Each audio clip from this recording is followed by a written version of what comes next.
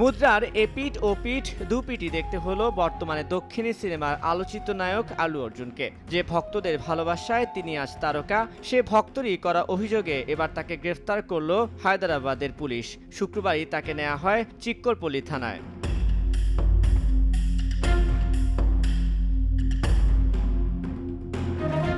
৫ December বিশ্বব্যাপী মুক্তি পায় আল্লুর সিনেমা পুষ্পা 2। মাত্র ৮ দিনে প্রায় ১.৫ কোটি টাকা আয়ের সফলতায় এক প্রকার আকাশেই উঠছিলেন তিনি। কিন্তু যে মামলায় তাকে গ্রেফতার করা হলো, সেই মামলাও এই একই সিনেমাকে কেন্দ্র করে। সিনেমার প্রিমিয়ারে পদপিষ্ট হয়ে মারা যান ৩৯ বছর বয়সী এক নারী। আহত হন বেশ কয়েকজন। সেই অনুষ্ঠানে উপস্থিত ছিলেন আল্লু অর্জুন নিজেও। তাতেই আসামি বনে যান তিনি। ফলাফল গ্রেফতার ও কারাগার।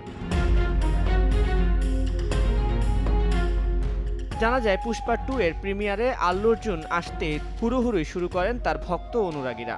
ভিড়ের চাপে ভেঙে যায় প্রেক্ষাগৃহের মূল গেট। তাতেই নিহত হন ওই নারী। গুরুতর আহত অবস্থায় এখনও চিকিৎসাধীন ওই মহিলার সন্তান। তাতেই মামলা, যেখানে অভিযোগ আল্লু বা সিনেমা হলের তরফ থেকে পুলিশকে দেয়া হয়নি অগ্রিম কোনো তথ্য, ফলে নিয়ন্ত্রণ করা সম্ভব হয়নি এত মানুষের চাপ।